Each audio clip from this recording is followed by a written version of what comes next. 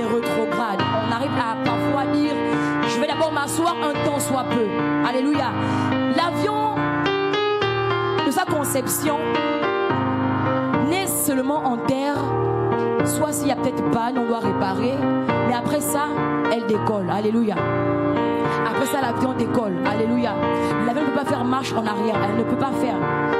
Et ce soir, Dieu te dit encore, tu n'as pas droit, tu n'as pas ce droit. Lorsque l'avion a pris son envol, on est déjà dans les nuages. Alléluia.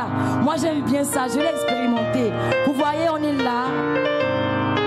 On est d'abord sur la terre. Après cela, on monte, on monte, on monte, on monte, on monte. Alléluia. Il y a un temps où tu vas monter. Les hommes te diront quelque chose. Non, non, tu sais, ce n'est pas ça. Tu vois, tu n'es pas encore, tu n'es pas capable. Alléluia. L'avion a aussi cette façon d'être là. On commence un peu, un peu, un peu. Alléluia. Et on arrive à un moment donné où on ne voit que des nuages. Alléluia. On ne voit que du blanc.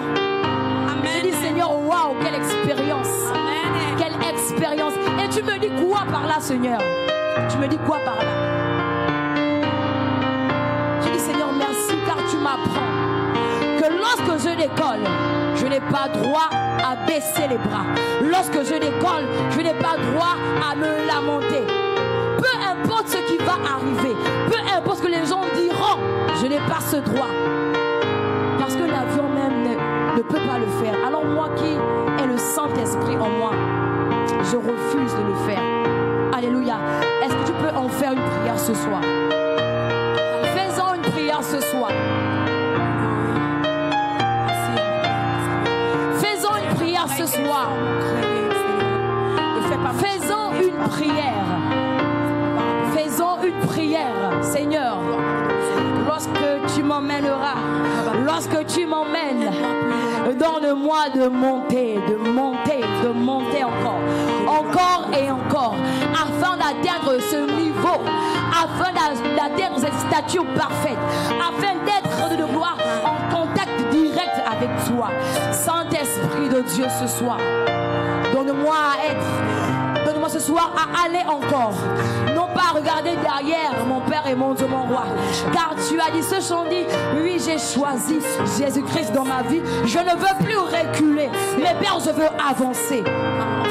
Saint-Esprit de Dieu, prie ton Dieu ce soir, prie ton Dieu.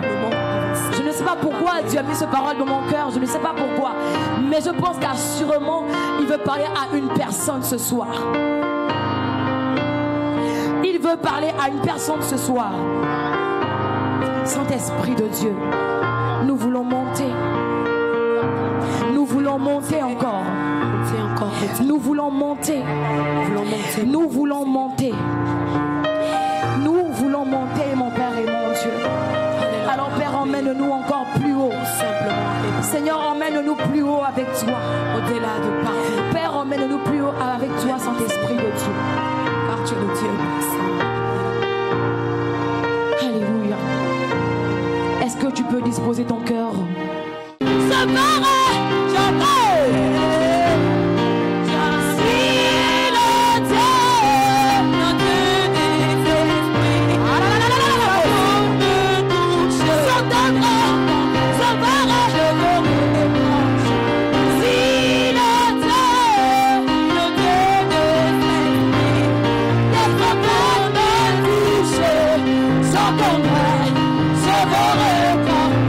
Si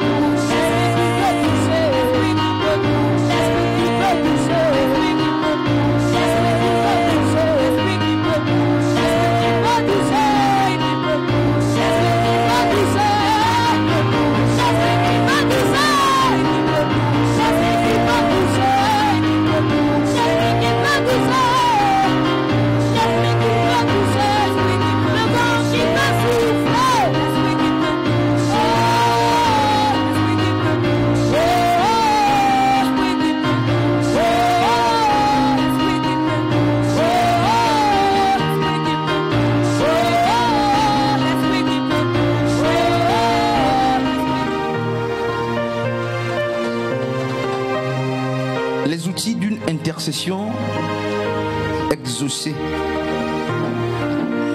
Une intercession réussie, ça dépend. Il y a, n'est-ce pas, toute une liste d'outils. Mais je vais nous présenter quelques outils qui sautent, n'est-ce pas, à mon œil.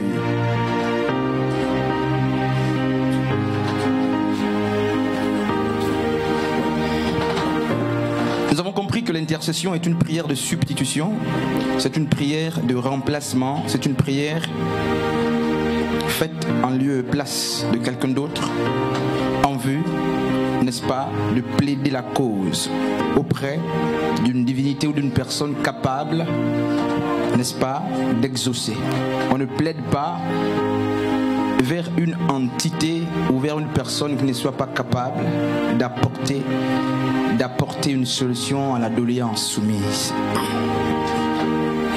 Et nous avons compris justement avec Ésaïe 62 qu'au temps justement d'Israël antique, les sentinelles étaient mis sur, n'est-ce pas, mis sur les murs.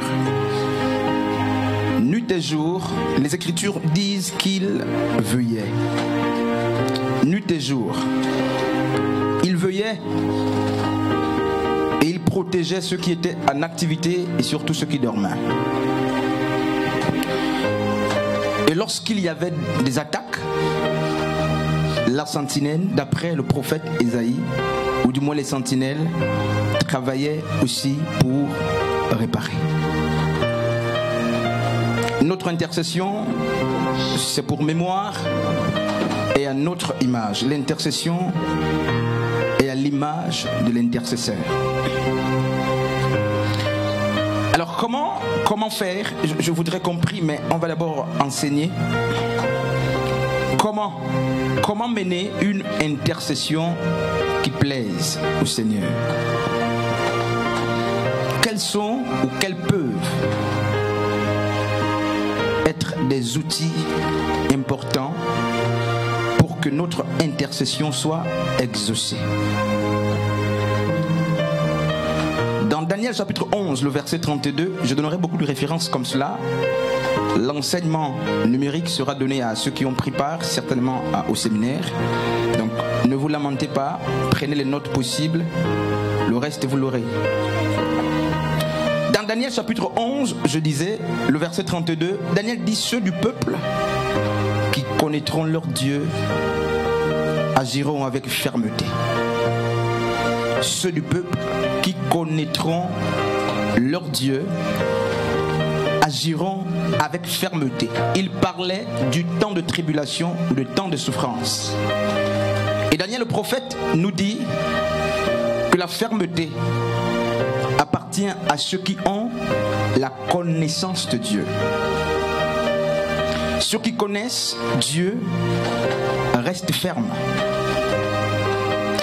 Et pour compléter Daniel, il y a un autre prophète mineur qui a parlé. Osée 4:6 dit, Dieu parle par son prophète et il dit: mon peuple périt par faute de connaissance. D'autres versions disent: mon peuple souffre, mon peuple meurt, parce qu'il lui manque, n'est-ce pas, la connaissance. Et une intercession forte, une intercession de qualité, et aussi une intercession au-delà de la prière inspirée, au-delà de la prière intellectuelle. C'est une intercession assise sur une certaine connaissance. Hier, nous avons vu que dans le chemin de l'intercession, il faut, n'est-ce pas, 3 entités au minimum. C'est pourquoi donc le camp pour lequel on prie, celui vers qui on va plaider, et l'intercesseur. Lorsqu'il n'y a pas ce triptyque, l'intercession, n'est-ce pas, prend un coup. Comment est-ce que nous allons nous approcher de Dieu que nous ne connaissons point? C'est pourquoi un des outils très importants pour aborder une intercession de qualité, c'est la connaissance. La connaissance de celui vers qui on va plaider. La connaissance du sujet que nous prenons pour amener vers le Père, n'est-ce pas? Et surtout, la connaissance des Écritures, la connaissance de la parole de Dieu au sujet de ce pourquoi nous prions. Qu'est-ce que la parole dit par rapport à la situation que je suis en train d'entraîner vers Dieu? Le peuple a péché. Moïse a vu le peuple pécher dans Exode chapitre 32. Alors qu'il descend de la montagne après 40 jours, la Bible dit que le peuple qu'il a laissé avec Aaron s'était fabriqué un veau d'or à qui il vouait une adoration inculte. Au-delà de la mort qu'il y a eu, c'était justement dans Exode 32, on nous parle de 3000 morts au minimum. Au-delà de la mort qui a été constatée, la Bible nous présente la prière d'ontologie justement de la personne de Moïse. Moïse a dû plaider la cause du peuple. Il leur dit, il dit au Seigneur, je sais qu'ils ont péché. Seigneur, mais pardonne-leur, sinon ôte mon nom de ton livre de vie. Quel grand intercesseur. Moïse dit à Dieu, si tu ne pardonnes pas à ces hommes, je préfère que tu ôtes mon nom du livre de vie. Et donc on disait que la connaissance c'est quoi? Elle se définit comme étant le contenu de la pensée qui correspond à la nature de la chose ou de l'être visé. Hier, avec Proverbe, nous avons compris que tel l'homme pense, tel il est. Nous sommes ce que nous concevons. Et ce que nous extériorisons parle, n'est-ce pas, mieux de nous. Nous avons besoin de connaître celui vers qui nous allons. Nous avons besoin de cerner les enjeux, n'est-ce pas, de la parole par rapport au sujet que nous amenons vers Dieu. Et nous avons aussi besoin de connaître, n'est-ce pas, celui pour qui nous intercédons. Amen. Et je vais très vite. Donc je disais que un des outils importants c'est la connaissance. Et le grec nous parle, n'est-ce pas, de 3 types de connaissances. Je peux m'attarder sur ça. On va passer très vite. Il y a la connaissance, il y a l'épignosis de Dieu. Il y a la connaissance gnostique, n'est-ce pas? Et il y a aussi la connaissance, n'est-ce pas, ginosko. Et vous pouvez ajouter à ça la connaissance aido, n'est-ce pas? C'est la connaissance issue de la conviction ferme. Du coup, lorsque vous avez ce type de connaissance, quel que soit, n'est-ce pas, les vents et marées, vous resterez fidèles. Et nous avons aussi compris avec Job que Dieu parle par des songes, par des visions. Le songe ou la vision devient donc, n'est-ce pas, le moyen que Dieu utilise pour révéler les intentions de prière à l'intercesseur. Je sais qu'on peut recevoir des frères des sujets, des requêtes, mais un des moyens les plus sûrs, ce sont des songes, ce sont des visions. Et le Seigneur passe par là pour nous communiquer ce pourquoi nous devons, n'est-ce pas, nous devons intercéder. Il y a beaucoup de choses à dire, je vais très vite à cause du temps. Le deuxième point, le deuxième outil très important, vous aurez le support. Et là, je crois qu'on va lire ce texte, c'est l'importunité. Quand je parle d'importunité, je parle, n'est-ce pas, de la ténacité, de la patience, de la persévérance. L'insistance est une attitude de prière et une prière d'altitude. Les personnes qui prient ou les personnes qui intercèdent doivent joindre à leur prière l'importunité, c'est-à-dire l'insistance. Ils doivent prier avec insistance. Et lorsque Paul dit prier, veuillez et prier, ou du moins prier sans cesse, qu'est-ce que l'apôtre Paul nous dit? Il ne dit pas que notre prière doit être sans terminus ou elle ne doit pas connaître de fin. Il ne dit pas non plus que notre veillée consiste, n'est-ce pas, à ne pas dormir. Et pour l'avoir mal compris, nous nous sommes refusés de dormir. L'apôtre Paul, en disant priez sans cesse, ou du moins veuillez et priez pour ne pas succomber à la tentation, de quoi est-ce qu'il était en train de parler? Mais en fait, Jésus avait laissé des recommandations, des avertissements. Et l'apôtre Paul dit, veuillez pour que ces choses qui ont été dites par Christ ne passent pas. Veuillez, c'est justement contrôler, c'est surveiller ses actions, surveiller le temps par rapport à certaines prophéties, par rapport à certains signes, par rapport, n'est-ce pas, à ce que le maître a dit. Nous veillons non pas parce qu'on ne ferme pas les yeux, non, mais nous veillons, n'est-ce pas, sur les promesses de Dieu. Nous veillons sur les signes de temps pour qu'on sache si nous sommes dans l'accomplissement ou non. Et dans Luc chapitre 11, le verset 5, Jésus, en parlant de la prière, n'est-ce pas, de ténacité, évoque justement la parabole d'un ami qui demande, qui va très tard dans la nuit vers un autre ami et il va lui dire, j'ai reçu un étranger chez moi, donne-moi du pain. Très tard dans la nuit, et les Écritures disent que littéralement cet ami lui dira, il se fait tard, mes enfants et moi sommes en train de nous reposer. Et à la fin de la parabole de Christ, dans Luc chapitre 11, il dit ceci: même si l'ami ne se réveille pas pour lui donner du pain à cause de leur forme d'amitié, mais parce qu'il sera importuné, il va se réveiller pour lui donner, n'est-ce pas, ce dont il a besoin. Et le Christ va prendre aussi dans Luc 18, je vais très vite, n'est-ce pas, une autre parabole similaire. Il va parler de la veuve et des mauvais juges. Il a dit que la dite veuve allait tout le temps chez le juge demandant qu'on lui fasse justice. Et le juge n'avait égard pour personne, ni pour les uns ni pour les autres.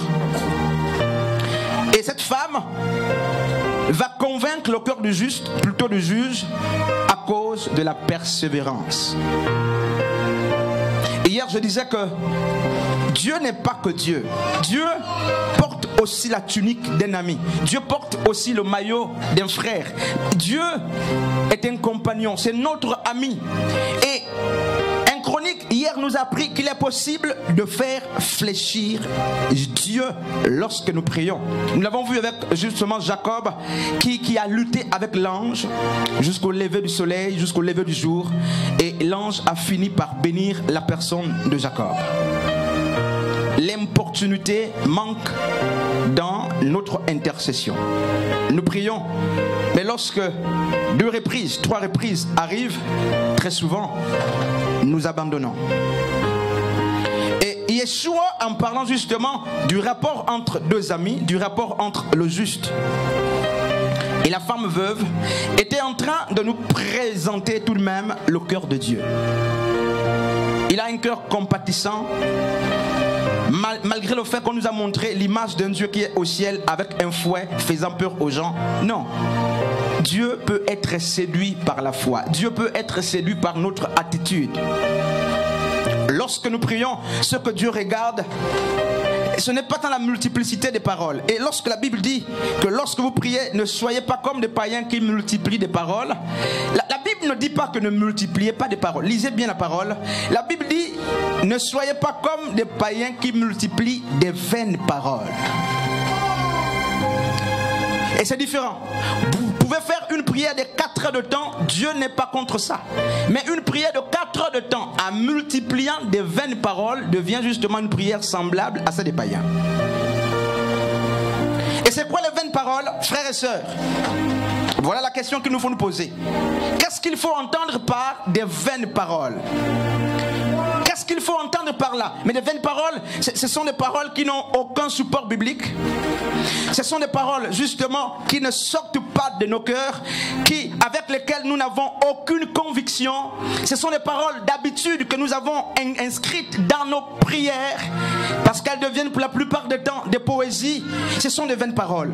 Dieu veut que lorsqu'on s'adresse à lui, qu'on vienne droit au but.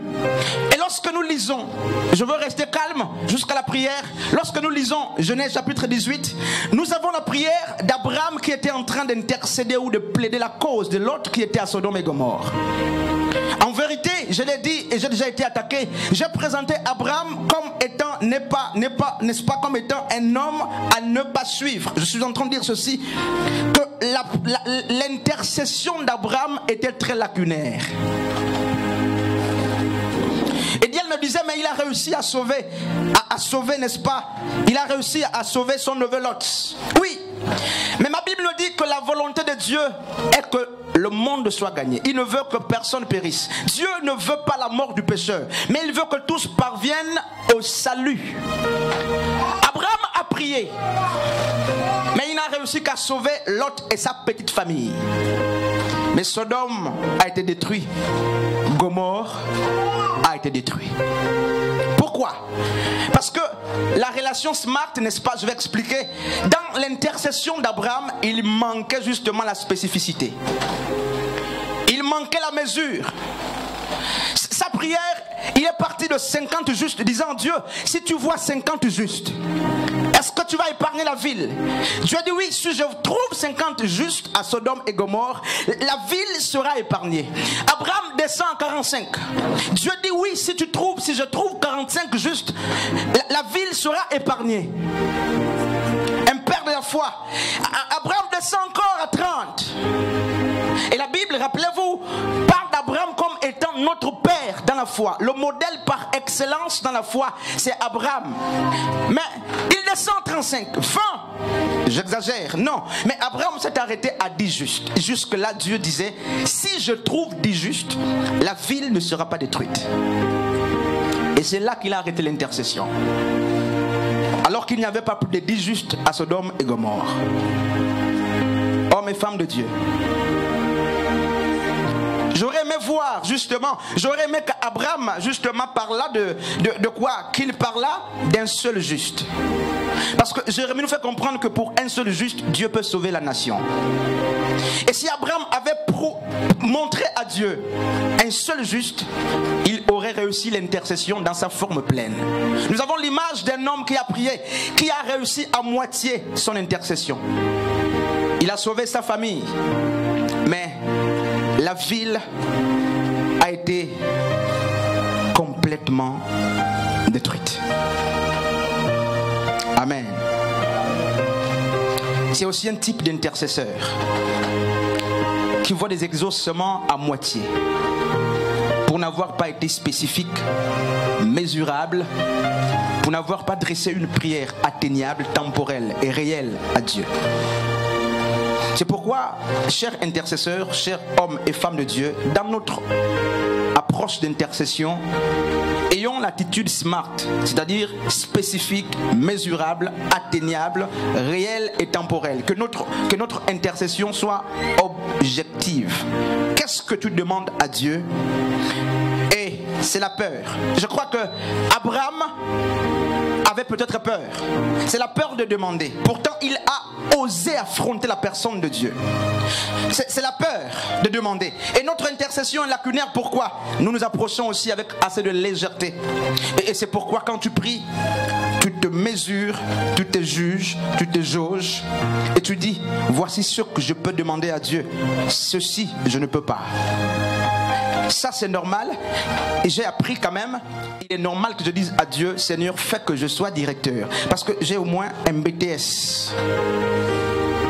Et tu intercèdes pour le frère, tu dis, je prie pour que ce frère, et quand tu regardes le frère, tu sens que il semble qu'il n'a pas de répondant sur le plan naturel. Et ta prière tient désormais compte de lui. Ça devient une intercession taillée sur mesure, qui limite Dieu dans sa manière de faire.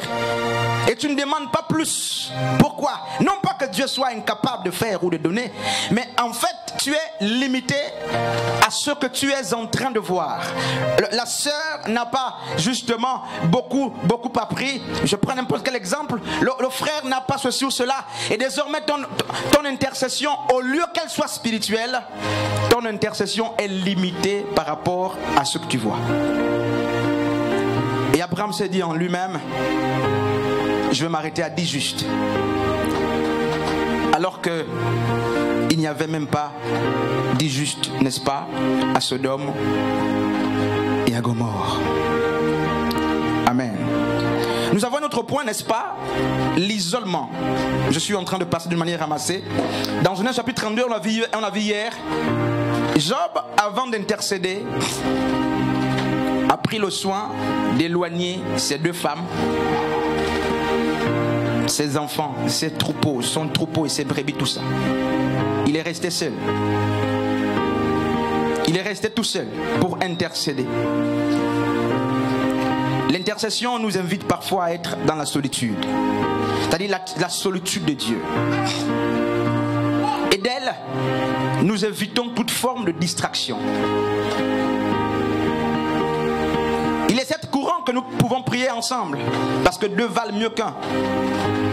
Mais il vient de temps, justement, il arrive que l'intercesseur a besoin d'être seul, solitaire, sans être accompagné, sans communiquer. Vous voyez, ce qui se passe, c'est que Jacob n'a pas dit à ses deux femmes qu'allez, précédez-moi, je reste parce que voici mes motivations. Jacob s'est suffi à faire traverser le Jourdain à sa femme, ses biens, ses enfants, ses deux femmes. Et lui, il a gardé le mystère, il a gardé le sujet de prière, il a gardé le sujet d'intercession. Il est resté toute la nuit seul en train de demander à Dieu. Le problème avec nos intercesseurs, c'est que ils ne peuvent pas prier lorsqu'ils sont seuls. Ils ne savent pas prier lorsqu'ils sont seuls. Très souvent, notre flamme ne s'allume que lorsque nous sommes entourés. Alors que Jacob nous enseigne qu'il est parfois beau de se retirer. Et se retirer, c'est quoi? C'est aller sur la montagne comme on le dit couramment. Il est parfois beau, même ta femme n'est pas informée, les enfants ne sont pas informés, mais tu es dans une attitude d'intercession. C'est aussi ce que Dieu demande. Nous nous voyons jour et nuit, nuit et jour, mais tu n'es pas informé que je suis en train de lutter avec Dieu. Nous nous voyons à l'assemblée, mais tu n'es pas informé que je suis dans une atmosphère d'intercession. Nous nous voyons même dans le même groupe d'intercession, mais tu n'es pas informé que je suis en train de prier pour l'église. Nous nous voyons tout le temps sur le pasteur, mais tu n'es pas informé que je suis en train de prier pour le pasteur. Nous sommes dans le même département des chantres. Tous les jours on se voit, mais tu n'es pas informé que je suis en train de porter depuis 2 ans le fardeau de ce jeune comité. Pourquoi? Pour avoir vendu le rêve qu'il avait reçu. Joseph a été vendu. Joseph, c'est un bavard. Et les intercesseurs doivent apprendre, n'est-ce pas, à tout économiser. L'énergie se conserve. Et Jacob, n'est-ce pas, est un véritable modèle, n'est-ce pas, d'intercession. Il y a bien d'autres choses à dire. Il y a bien d'autres choses à dire. Alors que dans Genèse 18, je suis en train de finir, nous sommes à 19h, pardonnez pour le retard. Dans Genèse justement 18, le récit nous dit que les anges avaient presque fini de discourir avec la personne d'Abraham. Ils étaient en train de partir, de s'orienter vers Sodome.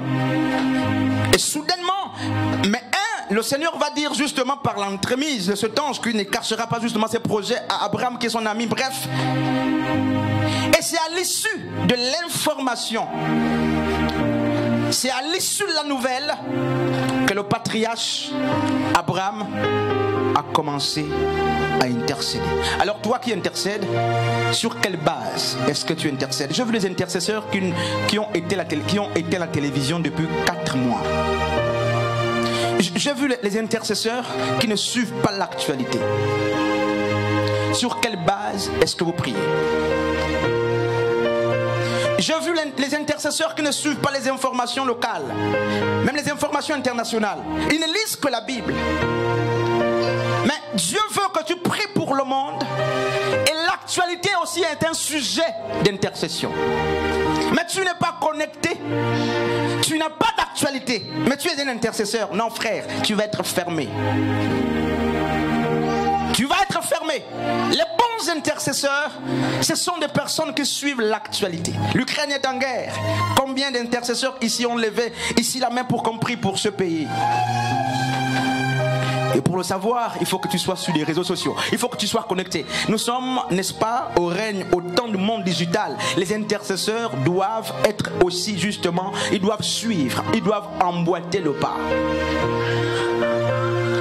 Et lorsqu'on parle de la connaissance épignosis, la Bible nous dit qu'il s'agit d'une connaissance révélée. C'est là qu'interviennent les songes et les visions. Dieu parle par des songes et des visions. Et c'est vrai que les personnes ont dit, mais Pasteur Christ, c'est comment conseiller aux gens de dormir? Mais dormir est aussi un outil d'intercession.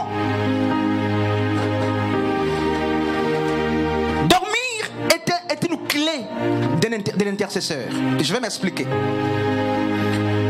Un bon intercesseur n'est pas celui qui prie seulement sur la base de l'actualité, mais c'est aussi celui qui prie sur la base de ce qu'il reçoit de Dieu. Or, Job recevait beaucoup de visions dans le sommeil.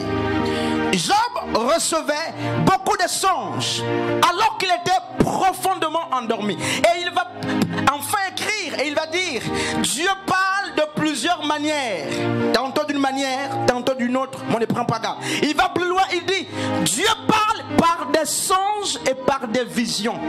Des songes et des visions, il est précisé nocturnes. Donc, lorsque vous êtes profondément endormi, c'est aussi là que Dieu vient parler à l'intercesseur. C'est là qu'il vient donner les sujets de prière. C'est là qu'il vient révéler ce qu'il a envie de faire.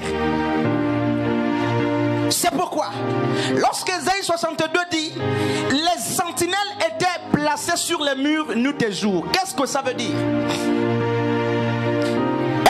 Est-ce que les sentinelles veillaient nuit et jour?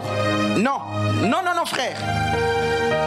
Il n'y a aucun intercesseur qui puisse ici, même ailleurs, veiller nuit et jour. C'est pas possible. Mais la Bible nous dit que la sentinelle doit veiller nuit et jour. Comment c'est possible? Mais alors qu'on nous apprend que Dieu parle justement par des visions nocturnes, on nous encourage ce soir qu'il faut avoir un sommeil doux et réparateur si on veut que Dieu nous parle.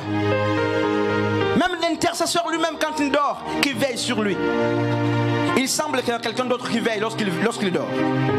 Donc, la veillée de l'intercesseur ne consiste pas à manquer de sommeil. Non. La veillée de l'intercesseur, c'est d'observer les signes. La veillée de l'intercesseur, c'est d'observer le temps. La veillée de l'intercesseur, c'est de contrôler les promesses. La veillée de l'intercesseur, c'est de regarder les mouvements nationaux et internationaux. La veillée de l'intercesseur, c'est de regarder le temps qui prévaut.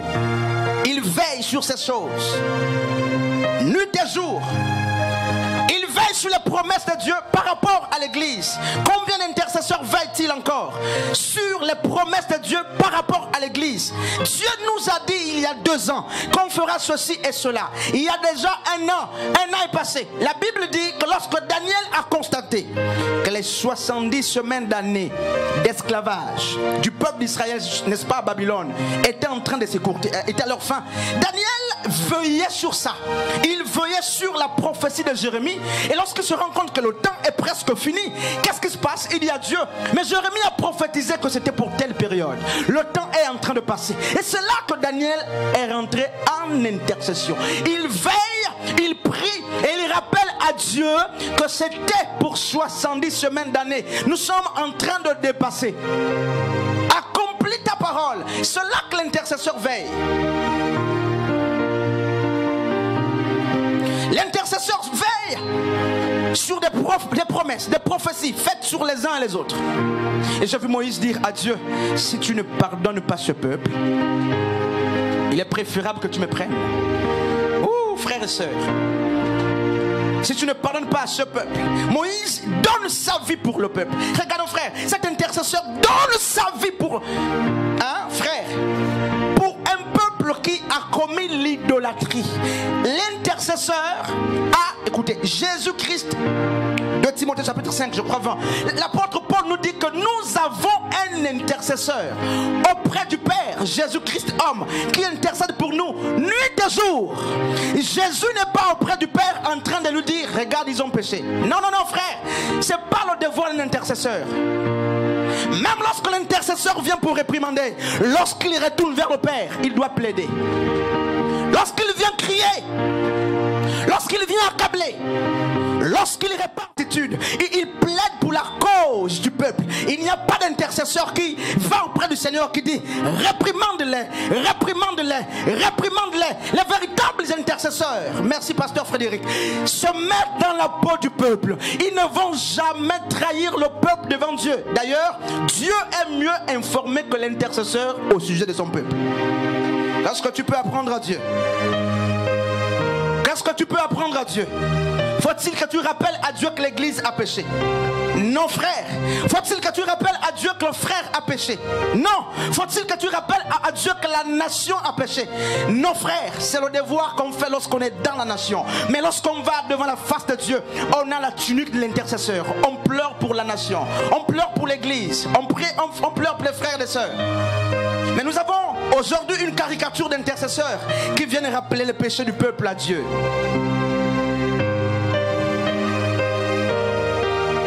D'où est-ce que nous tirons cette image? Oh, mes femmes de Dieu, d'où est-ce que nous tirons cet exemple? Moïse a dit, si tu ne leur pardonnes pas, il est préférable que mon nom soit effacé du livre. Et si nous voulons exercer une forte intercession, une véritable intercession, j'ai vu Abraham commencer l'intercession dans son milieu familial. Lot était son neveu. Comment tu laisses la famille qui est en douleur? Comment tu laisses la nation qui est en souffrance? Comment tu laisses ton ménage qui souffre et tu veux prier pour? Ce n'est pas normal, frères et sœurs. L'intercesseur commence à ses propres pieds. Il commence là dans sa propre maison. Et ce jour-là, c'est pourquoi je parle de l'égoïsme spirituel. Abraham est en train de plaider parce qu'il y a son neveu Lot. Frères et sœurs, et Abraham est en train de... Si Lot n'était pas là-bas, ça devait être difficile qu'il intercède. Il sait qu'il s'agit aussi de son sang. Il sait qu'il faut que Lot soit délivré pour que le monde soit gagné.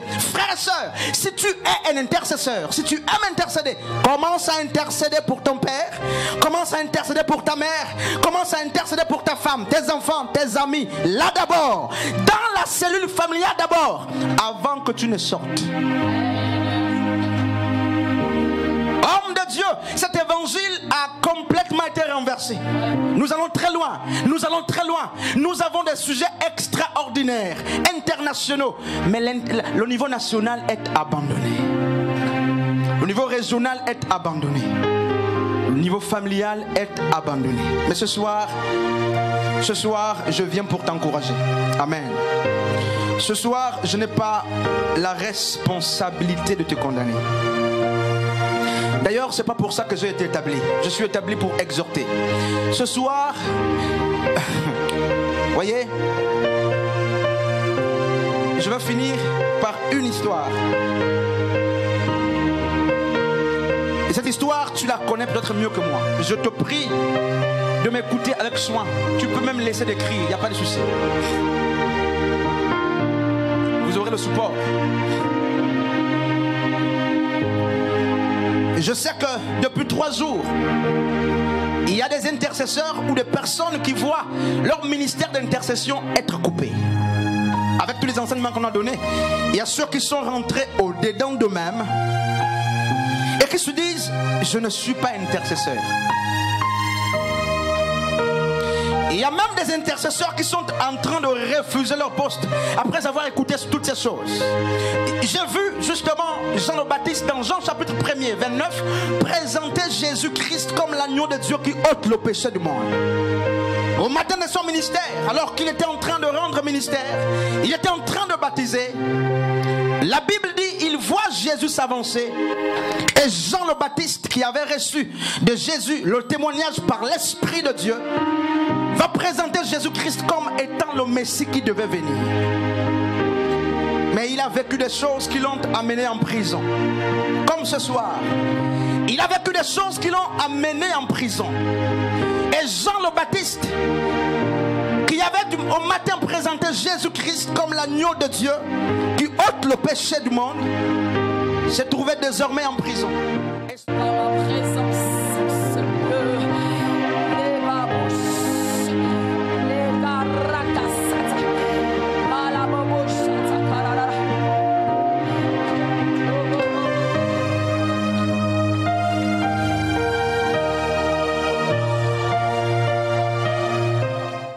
Si tu n'as pas ce don, tu le reçois. La sécurité reste derrière. La sécurité reste derrière ceux qui sont devant. La sécurité reste attentive. Recevez. Recevez. Vous les intercesseurs, recevez.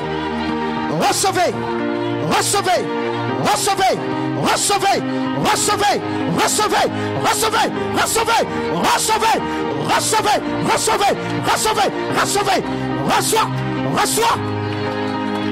Reçois. Reçois. Reçois. Koliaba Falia. Que tous ceux qui sont devant par la langue, par la langue, par la langue, par la langue, sans exception.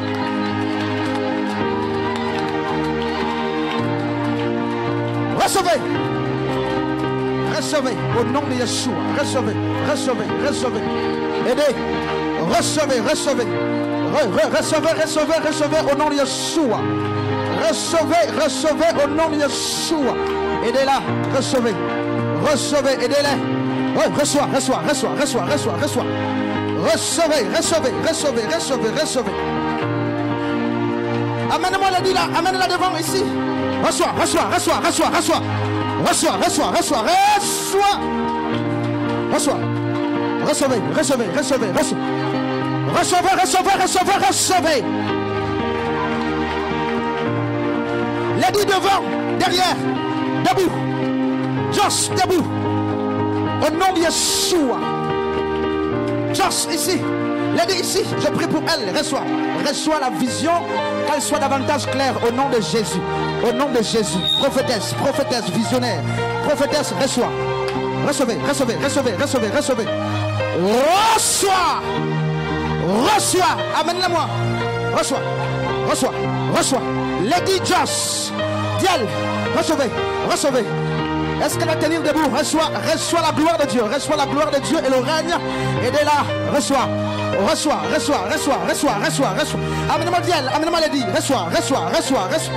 Elle voit. Elle voit. Elle doit voir. Reçois. Reçois. Reçois, reçois, reçois, reçois, reçois, reçois, reçois.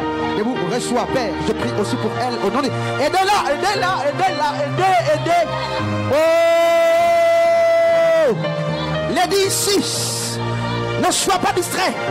Il y a quelque chose. Dieu communique l'intercession davantage. Et Dieu agite le ministère prophétique dans ta vie aussi. Je prie au nom de Jésus. Je prie au nom de Jésus Nazareth. Reçois, reçois, reçois, reçois. Koriaba Falia.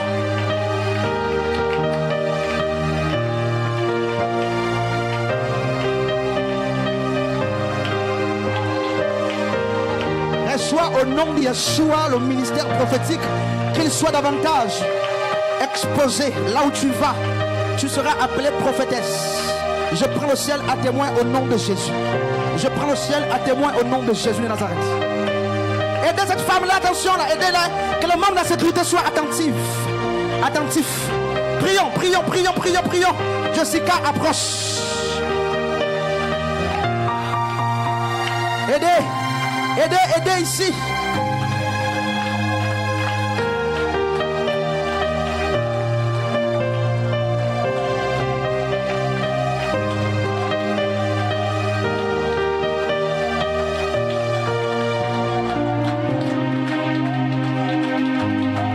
Ce que tu demandes à Dieu, il te l'accorde aujourd'hui.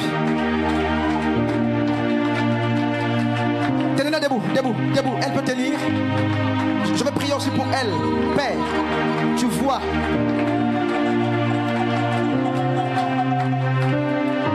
Reçois au nom de Jésus Nazareth. Continue de prier avec elle, pardon.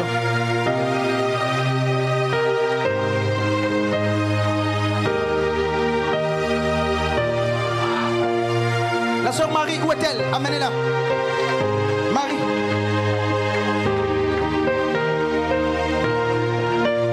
Attention aux enfants, ne soyez pas distraits là-bas. Elle là s'est levée, Orphée, amène-la devant. Priez. Tous les intercesseurs de l'église prient en langue. Jusqu'à la fin.